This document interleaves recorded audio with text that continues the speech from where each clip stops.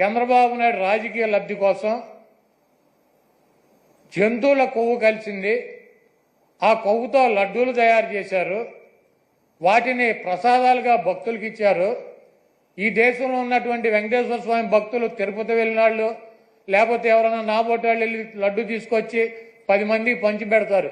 వీళ్ళంతా కూడా అపవిత్రమైనటువంటి ప్రసాదాన్ని తీసుకున్నారు.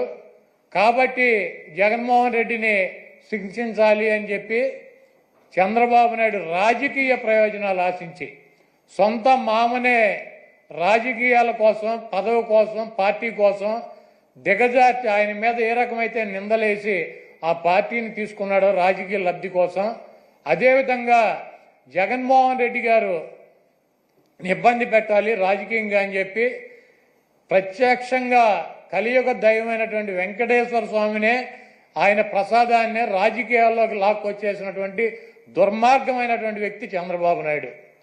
ఈరోజు ఇటువంటి దుర్మార్గం చేసి ఆలయ ప్రతిష్టని, వెంకటేశ్వర స్వామి విశిష్టతని దెబ్బతీసినటువంటి ఈ చంద్రబాబు నాయుడు గారికి బుద్ధి రావాలని చెప్పి, దీనిలో ఎటువంటి తప్పు జరగలేదన్నది ప్రజలకి తెలవాలని చెప్పి 1కి 10 సార్లు చెబుతున్నాం.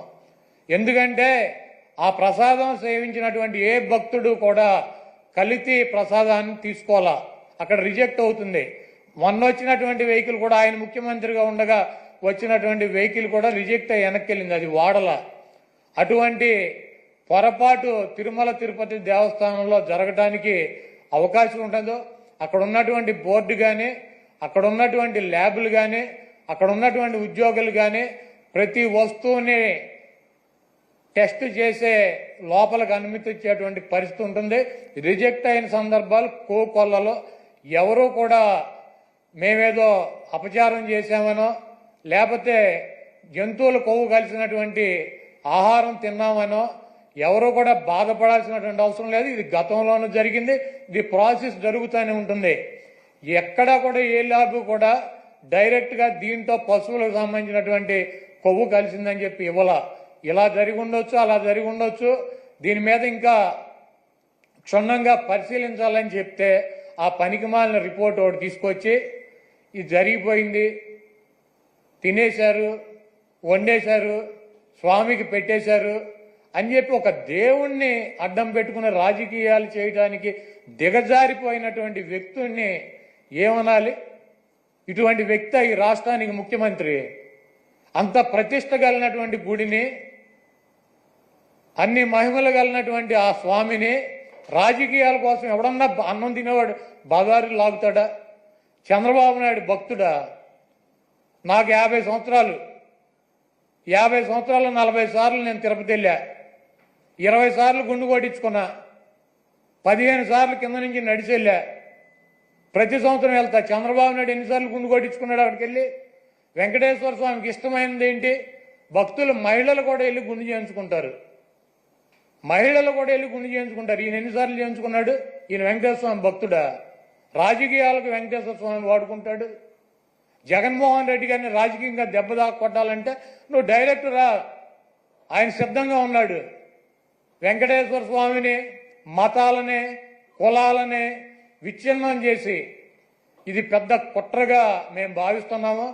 దీని మీద ఎటువంటి ఎంక్వైరీ అయినా సిద్ధంగా ఉన్నామని చెప్పి జగన్మోహన్ రెడ్డి గారు సుప్రీంకోర్టు న్యాయమూర్తికి, ప్రధాన న్యాయమూర్తికి లేఖ రాశారు. అదేవిధంగా ప్రధానమంత్రికి లెటర్ రాశారు.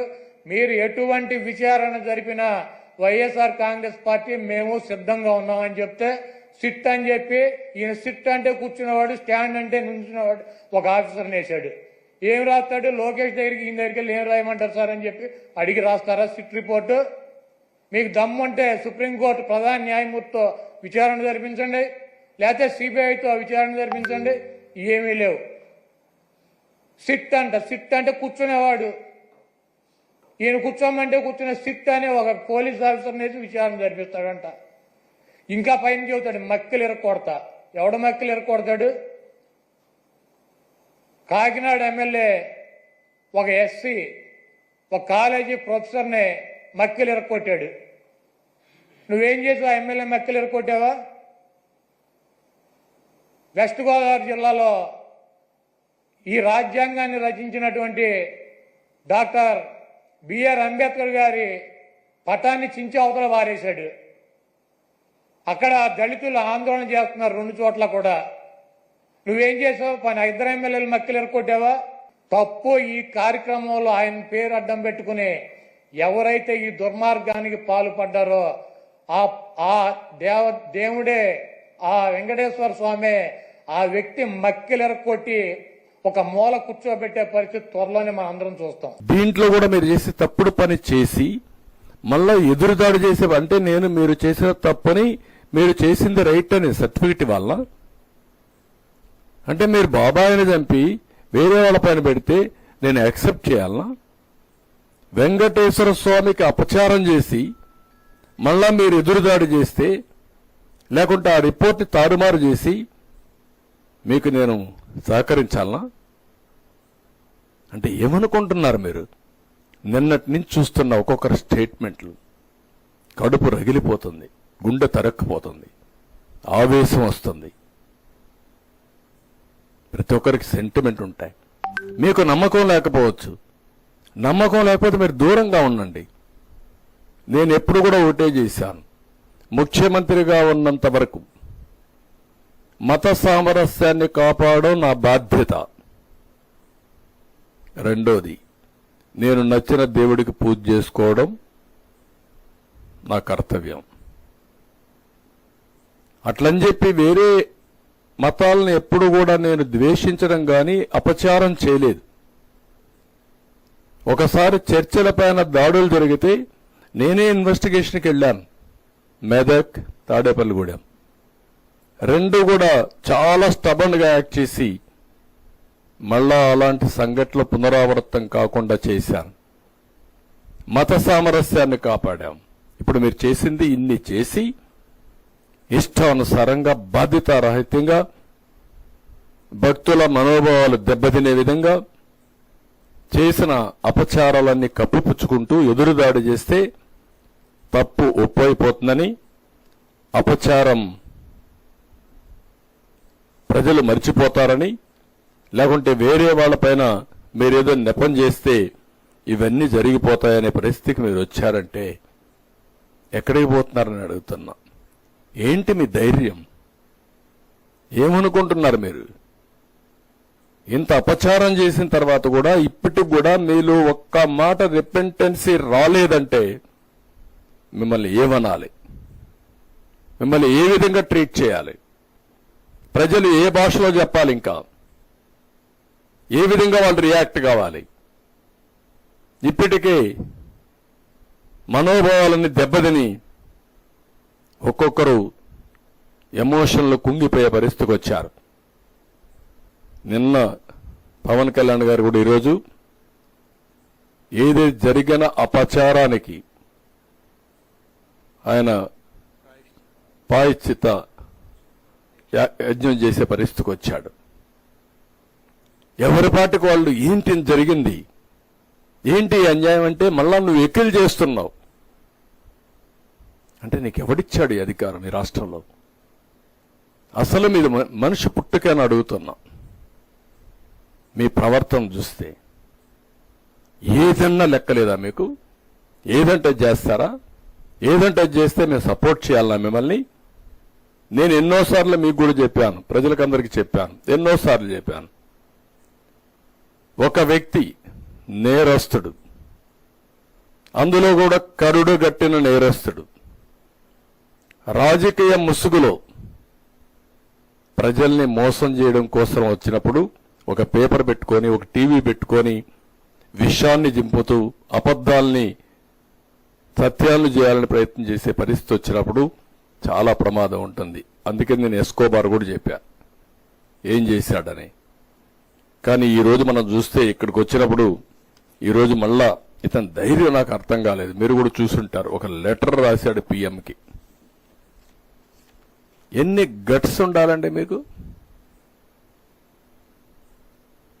మొత్తం దేశమంతా ప్రపంచమంతా హిందువులు కుతకుతలాడుతా ఉంటే ఇంకా నువ్వు అబద్ధాలతో అసత్యాలతో లెటర్ రాసి ఎదురుదాడి చేసే పరిస్థితికి వచ్చావంటే ఎవడిచ్చాడు నీకు ఈ అధికారం?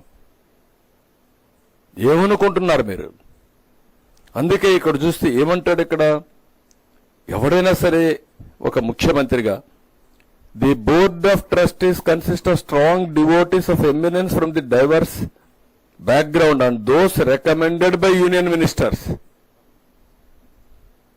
and chief ministers of other states as well. This has been the practice for several decades. It is noteworthy that some of the current members of the TTD board are also affiliated to the BJP as well. Board members ఏం చేస్తారండి? ఎవరినేసావు నువ్వు ఈవోని? ఏ service అయినా ఎక్కడి నుంచి వచ్చాడు? మీరందరూ ఒకటి గుర్తుపెట్టుకోవాలి, వెంకటేశ్వర స్వామి దగ్గర హిందూ సాంప్రదాయ ప్రకారం ఇంట్లో ఎవరైనా చనిపోతే 1 year వెళ్ళం, అది అపచారం.